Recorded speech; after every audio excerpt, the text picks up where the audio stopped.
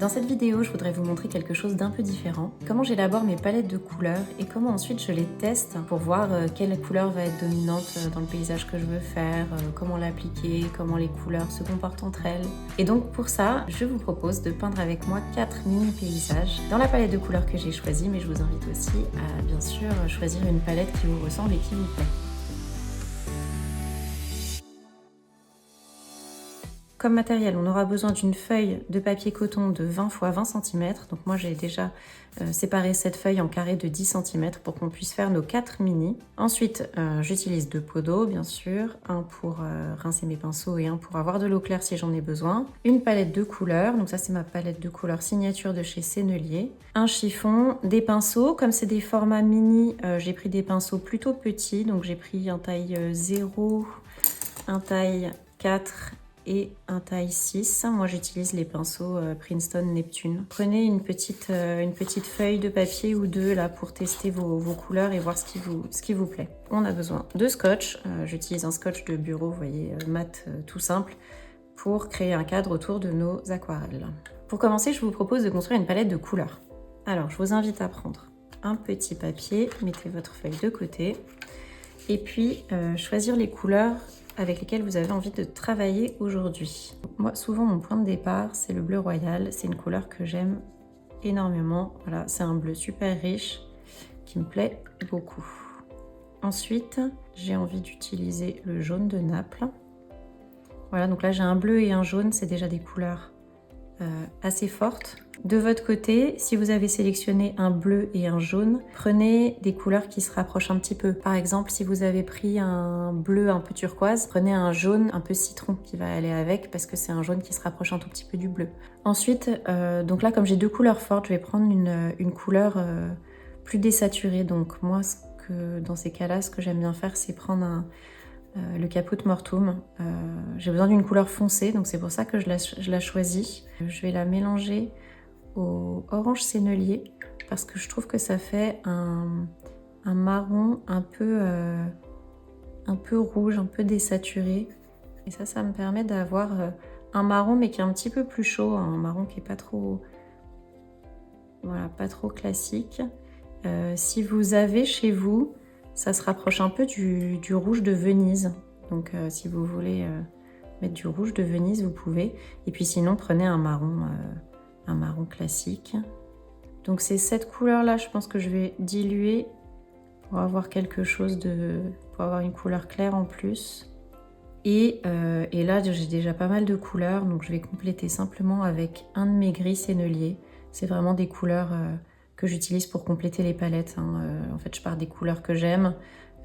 J'essaye de respecter des grandes règles, une couleur moyenne, claire, foncée, très saturée, désaturée. Et en fait, souvent, je pars avec les couleurs qui me plaisent beaucoup, qui sont saturées.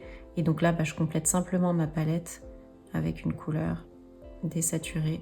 Vous, si vous n'avez pas de couleur comme ça, gris chaud, désaturé, reprenez votre jaune et puis mélangez-le avec cette couleur un peu rouge, peut-être les trois couleurs ensemble. Alors là, je ne sais pas ce que ça va donner, je vais essayer avec vous si je le fais un peu en direct. Donc si j'ajoute un peu de bleu, j'obtiens du vert et du coup si je rajoute ce mélange là, voilà, j'ai un truc un peu qui se rapproche pas mal du gris chaud même, voilà, qui est un tout petit peu plus rouge.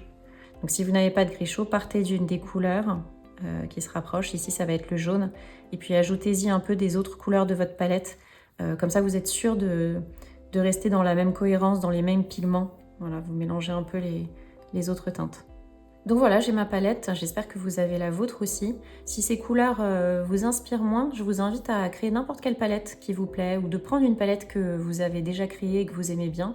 Finalement, la suite de l'exercice, ça va être possible avec toutes les palettes de couleurs. Et puis l'essentiel, c'est voilà, d'essayer de jouer avec les couleurs et puis de voir ce que ça fait. Donc je vais commencer par scotcher ma feuille. Et à la fin, je voudrais découper en fait mes feuilles bien au milieu. Et pour pas avoir un plus gros scotch sur le bord et plus fin au milieu, parce que le scotch va se retrouver coupé en deux, je vais mettre le scotch ici un peu à cheval en fait, à moitié sur la feuille et à moitié sur le côté.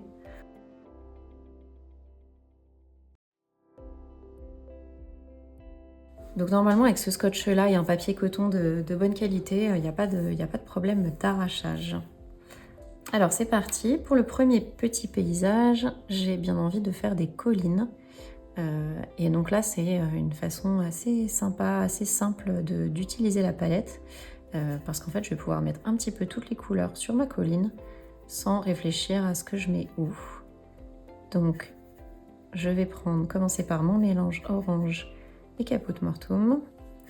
Et puis je vais faire une colline un peu n'importe où, voilà, avec un trait assez simple. Je vais rincer mon pinceau et utiliser mon bleu pour compléter ça. Je laisse bien les fusions se faire. Voilà, je pourrais en rajouter une ici que je vais compléter avec mon gris chaud. Voilà. Donc là, je disais, laisser les fusions se faire, mélanger un peu, hop. Et puis vous continuez avec de l'eau claire, on va baisser un peu tous ces dessins. Je vais mettre un peu de jaune de Naples comme ça, c'est sûr que je le retrouve un peu. Et puis voilà, je continue de mélanger tout ça. Et voilà. Donc là, j'ai un début de paysage. Et pour le ciel, je vais prendre du jaune de Naples, mais assez clair. Voilà, je vais juste le compléter sans complication particulière. Hop. Le tout, c'est d'avoir un ciel très clair. Vous prenez votre jaune ou votre mélange neutre, ce que vous voulez. Un jaune très clair. Voir un peu l'ambiance que peut donner un ciel comme ça. Voilà, moi j'ai créé une petite fusion parce que j'aime bien que les éléments se mélangent un petit peu, surtout quand je fais un fond. En fait, je fais un fond flou avec des fusions et puis ensuite j'apporte des détails. Voilà, donc j'ai un premier petit paysage de collines, de montagnes, suivant ce que vous avez envie d'y voir. Et du coup, je propose de faire un paysage marin. Donc j'ai pris un scotch que je vais coller à peu près à un tiers du bas de mon mini paysage. Et puis on va faire un petit paysage marin. Alors là, je vais prendre mon bleu royal, que j'en fais un jus. J'en mets vraiment bien sur mon pinceau et je vais venir faire... Alors vous voyez, moi mon pinceau, je l'ai écrasé et il n'y avait pas beaucoup de couleurs, donc ça laisse des blancs. Donc c'est intéressant, ça va faire un petit peu comme des reflets du soleil. Donc je mets mon bleu et je retire tout de suite mon scotch. C'est pareil, hop, ça se retire très facilement. Et puis je vais venir compléter le bas de l'aquarelle avec mes différents mélanges. Pareil, je réfléchis pas trop en fait où je vais mettre telle ou telle couleur et c'est un peu le principe de ces compositions et de ces mini.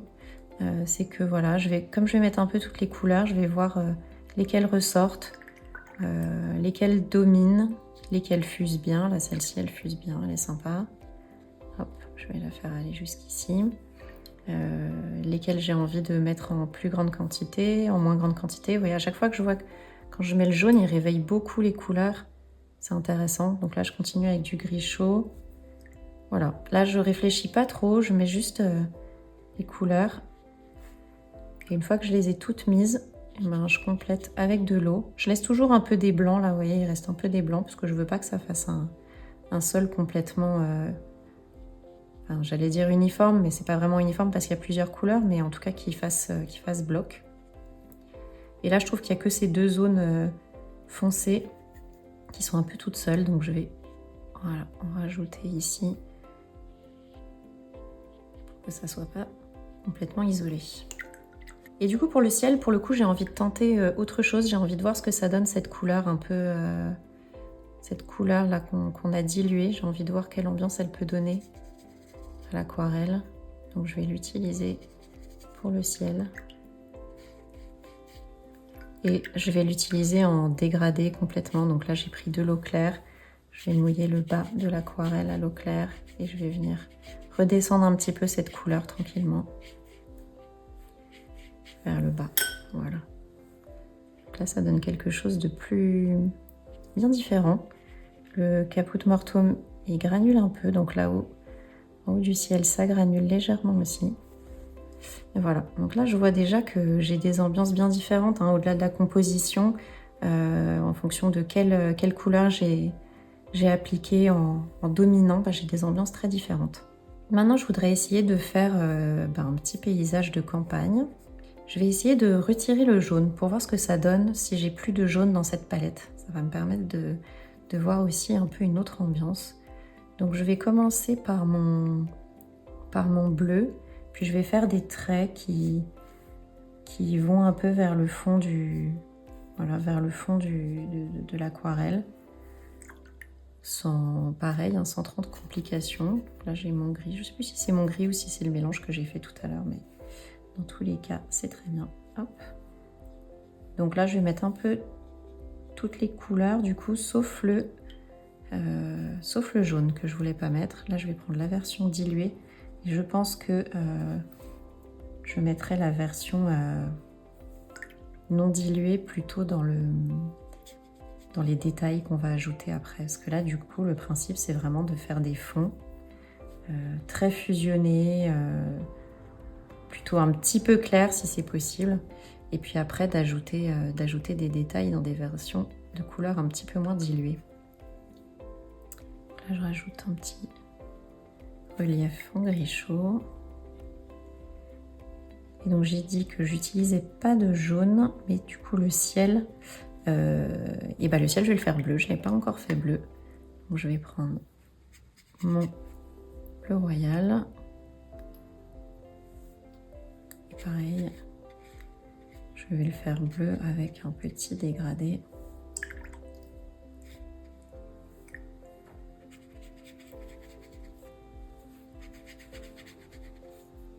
Là, ça, je peux le faire avec du papier coton, en fait, de revenir en haut. Là, je fais un peu de fusion, pareil, avec la colline derrière. Pour avoir un fond vraiment tout en fusion. Bon, voilà, donc ça aussi c'est sympa. On voit tout de suite encore une autre ambiance dans ce petit paysage-là. Et pour le dernier, alors j'ai fait mer, montagne, campagne. Je vais rester sur de la campagne, mais je vais faire une composition que je trouve assez sympa pour essayer des palettes. C'est de faire des différents plans avec à chaque fois une couleur différente. Donc là, je fais un premier plan comme ça. Je vais faire un second plan avec du gris chaud. En fait, je vais juste, je dirais, empiler un peu les collines avec des petites fusions à chaque fois. Je vais ajouter... Et alors là, je vais les... Hop, je vais les empiler. À chaque fois, il y a une fusion. Hop, je vais passer avec un pinceau un peu plus fin parce que c'est un petit format et que c'est compliqué de doser les fusions avec un pinceau épais. Celle-là, je vais même la faire aller jusqu'au bout. Hop.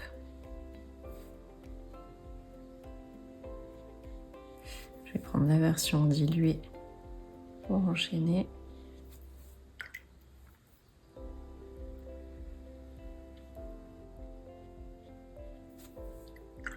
Je vais rajouter un peu de bleu, pareil, dilué. Je varie un peu les formes. Un coup, ça part d'en haut, ça descend. Un coup, ça part d'en bas et ça monte. Voilà, là, j'alterne les couleurs sans trop me poser de questions. Je finis par du plus clair quand même au fond. Et je réfléchis déjà à la couleur du ciel que je veux avoir. Et qui va bien fusionner avec la dernière colline. Je vais remettre un peu de gris ici ça va, je la fais monter que ici, ça va casser un peu le côté symétrique que j'ai pu avoir là. Et je vais reprendre un ciel jaune que j'avais bien aimé dans la première. Voilà. Si je prends de l'eau propre, c'est mieux. Et je vais toucher aussi légèrement mes collines. Voilà. Que l'arrière-plan soit vraiment flou dans le ciel. Voilà, donc là j'ai mes quatre fonds mini. Alors vous avez vu, j'ai testé un peu différentes associations. Il y a des ambiances, ça change vraiment beaucoup hein, d'avoir une couleur bleue dans le ciel ou alors du jaune ou du orangé marron comme ça. Donc je vous propose de laisser sécher et puis ensuite on va apporter des petits détails sur chacune des mini aquarelles. Voilà, alors je reviens une fois que c'est sec. Je vais recommencer par le carré en haut. Alors, puisque c'est une montagne, je vais faire des petits sapins. Ça me semble plutôt logique de les faire dans cette teinte orange et marron. Voilà, donc là, je peux avoir quelque chose d'assez intense. Et puis, je vais simplement... alors, si je vais quand même humidifier là, faire une bande humide pour pouvoir poser mon sapin, voilà, dessus. Donc là, c'est une couleur qui fuse pas mal. Je vais en mettre aussi ici. Voilà, je fais pas quelque chose de très compliqué. Je fais un trait vertical et puis des petites branches de part et d'autre. Sur l'autre, je pense qu'on peut mettre des petites herbes, des petites fleurs jaunes. Donc là, ça marche si vous avez un jaune opaque. Sinon, je vous conseille de soit le mélanger à du blanc pour opacifier la couleur, soit prendre du bleu ou une autre couleur qui ressortira mieux. Donc là, mes fleurs, elles ressortent pas forcément énormément, mais on les voit un petit peu. Et puis, je vais les contourner, enfin, en faire le contour, pas les contourner, pour qu'on les voit encore un petit peu plus. Avec mon mélange là, marron, les petites tiges.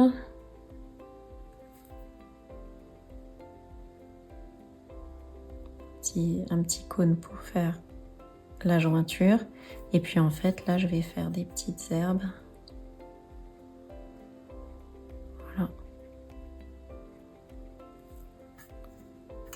Pour avoir un peu de finesse, un peu de légèreté en bas de l'aquarelle.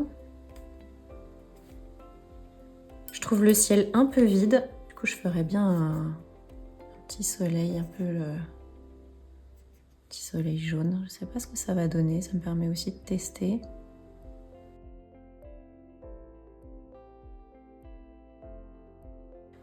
Ensuite, ici, c'est super flou, mais j'avais dit que je voulais pas de jaune et du coup, j'ai envie de faire des détails bleus. Je vais faire des fleurs bleues, voilà, différentes tailles, même peut-être parfois que des petits points. Voilà, là, ça va me permettre de rester dans ces teintes de couleurs. Je vais même faire mes oiseaux bleus. Petits oiseaux dans le ciel. Encore une fois, hein, il ne s'agit pas d'être parfait, il s'agit de tester des compositions, tester des couleurs, voir un peu ce que ça peut donner. Et je vais prendre une nuance un tout petit peu plus foncée de mon mélange Caput Mortuum et orange pour faire encore une fois ces petits cônes et ces petites tiges sous les fleurs. Avec le pinceau bien vertical. Pour garder toute la finesse du trait. Voilà. Je vais faire des petites feuilles. Donc là, je fais juste un mouvement un peu rapide vers le côté, avec le pinceau un petit peu appuyé. Et pour le dernier, alors j'ajouterai bien simplement une petite barrière en fait, ici, pour dire qu'on est à la campagne. Quelque chose de très Très léger, pas très structuré. Voilà. On va en mettre une ici aussi qui disparaît doucement derrière. Hop. Donc quelques traits verticaux, un trait horizontal. C'est vraiment juste pour suggérer. Et du coup, pour la fin, ce que j'aime bien, c'est ajouter quelques projections de peinture. Donc par exemple, sur celui-ci, il n'y a pas beaucoup de détails, donc je vais ajouter quelques projections de peinture, mais du coup, je vais protéger le reste de ma feuille. Je vais prendre ici du bleu, donc j'essuie quand même pas mal mon pinceau sur le côté. Je prends un taille 4, hein, je prends pas trop grand pour que les projections soient pas trop grosses. Donc voilà, là ça suffit. Pour celui-ci, on peut faire de la neige en fait, la neige qui tombe. C'est une palette de couleurs qui n'est pas forcément très hivernale, quoique, mais je vais faire de la neige qui tombe, ça va aussi me montrer ce que ça donne, tester mes projections de peinture. Donc je prends du gris chaud pour le coup. Hop. Je les fais pas trop foncées parce que la neige, on n'a pas envie qu'elle vienne tout écraser, on a juste envie qu'elle soit suggérée. C'est pour ça que je prends le gris chaud. Du coup, j'en mets aussi sur mon pinceau taille 4 que j'essuie un peu sur ma palette. Et puis, je vais venir tapoter partout sur ma feuille. Ça se verra principalement dans le ciel, un petit peu sur le sol, mais moins, du coup, c'est vraiment la neige qui tombe. Voilà, donc une fois que tout ça est bien sec, on va retirer le scotch. Voilà, donc j'ai mes 4 petits paysages avec des ambiances différentes. Donc je voulais vous les montrer un à un pour que vous vous rendiez bien compte. Celui-ci, voilà, il a une ambiance un petit peu froide, un tout petit peu rehaussée ici de marron rouge. Celui-là, il est déjà beaucoup plus chaleureux en fait, avec un ciel plus dans les jaunes gris chauds. Donc ça, c'est quelque chose qui permet de bien rehausser, bien réchauffer. Dès qu'on rajoute du jaune, en fait, ça réchauffe. Là, c'est pareil, on a cette Z-zone très lumineuse. Donc là, ça donne quelque chose d'intéressant aussi. Et puis le dernier, avec une ambiance un tout petit peu plus, peut-être coucher de soleil, je dirais, parce que cette zone un peu plus rouge, orangée, donne aussi une autre ambiance. C'est surtout le ciel, vous voyez, qui donne des ambiances très très différentes. À chaque fois, j'ai fait des ciels très clairs, mais voilà, ça donne des choses avec des ambiances bien particulières en fonction des couleurs choisies. J'espère que ces petites expérimentations autour des palettes de couleurs vous ont plu. Je vous invite à les faire autant que vous voulez avec vos palettes, avec des petites compositions simples. Il n'y a pas besoin que ça soit très compliqué, mais ça permet de placer un peu les couleurs, d'essayer des choses, d'explorer et puis de voir ce qui vous plaît dans ces différents paysages. Si ce tuto vous a plu, n'hésitez pas à vous abonner à ma chaîne YouTube et je vous dis à très vite pour une autre vidéo.